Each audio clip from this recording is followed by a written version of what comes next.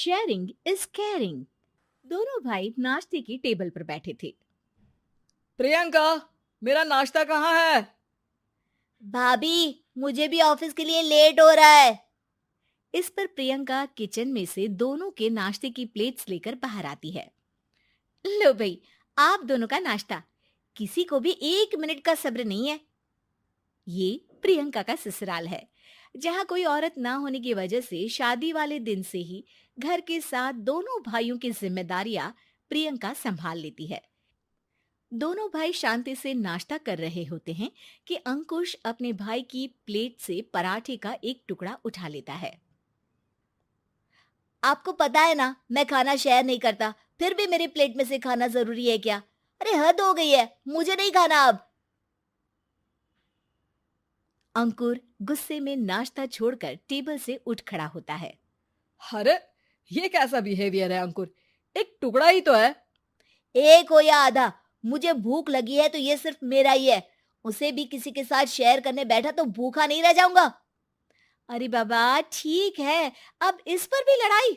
दूसरा बना देती हूँ, पर प्लीज ऐसे खाना बीच में छोड़कर मत जाओ। इससे अन्न का अपमान होता है। ओ प्लीज भाभी, ऐसी कोई चीज होती ही नहीं है। आपके पास पैसे हैं, खरीदो और खाओ। अगर नहीं खाया जाए तो फेंक दो। अरे दुनिया में सब यही करते हैं। अंकुर बैग उठाकर ऑफिस के लिए चला जाता है, जिसके पीछे उसका बड़ा भाई मायूस सा घर में खड़ा रह जाता है। जिसने बचपन से सोने की चम्मच में खाया हो, उसे दुनिया के बारे में क्या पता होगा। वैसे गलती तो हमारी ही है। अगर कभी बचपन में ही सही गलत का फर्क सिखाया होता तो आज ये हाल नहीं होते। आप फिक्र क्यों करते हैं जी? भगवान है, वो जो भी करता है सबकी भलाई के लिए ही करता है। और जब वो चाहेंगे तो अपनी तरह से अंकुर भैया को भी सब कुछ सिखा देंगे। पत्नी की बात पर विश्वास कर अंकुश भी ऑफिस चला जाता है। सुबह से दोपहर होती है और अंकुर लंच करने ऑफिस के पास वाले रेस्टोरेंट में पहुंचता है, जहां वो एक साथ बहुत सारा खाना ऑर्डर कर देता है। सर, क्या कोई आपको ज्वाइन करने वाला है?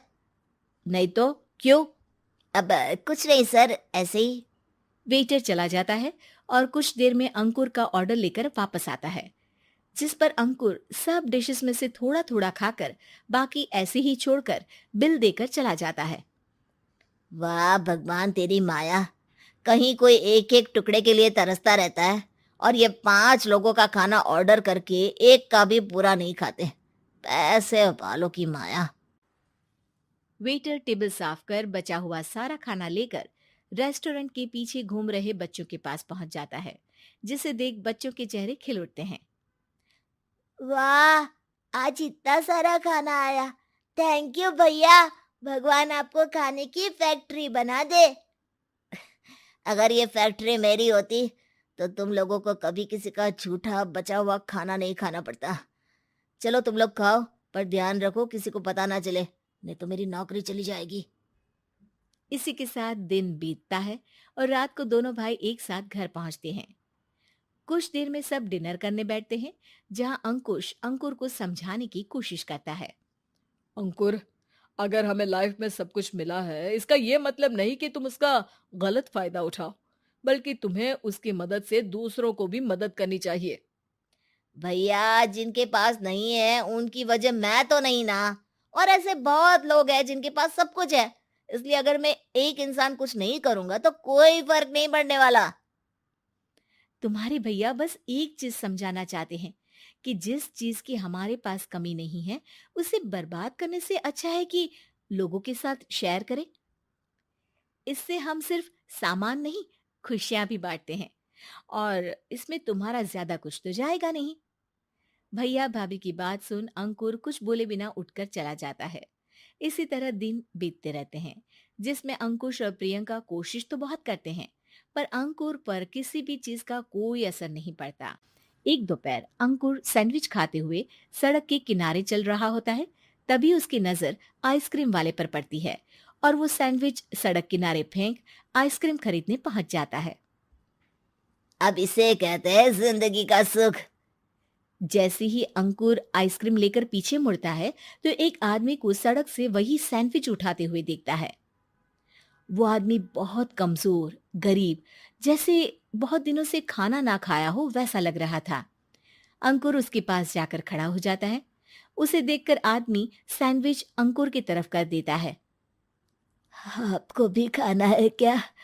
क्या हम इसे आधा आधा कर ले? मुझे बहुत भूख लगी है।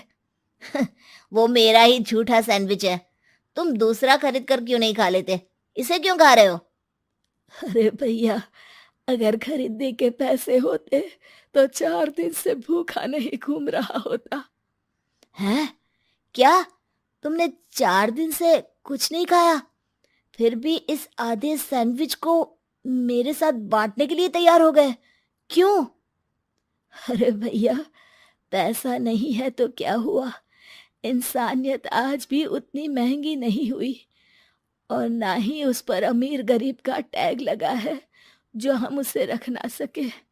पर अफसोस, आजकल लोगों के अंदर पोषण, खून या विटामिन से ज्यादा इंसानियत की कमी होने लगी है। आदमी की बातों से अंकुर को समझ में आ जाता है कि वो आज तक कितना गलत काम करता आ रहा था।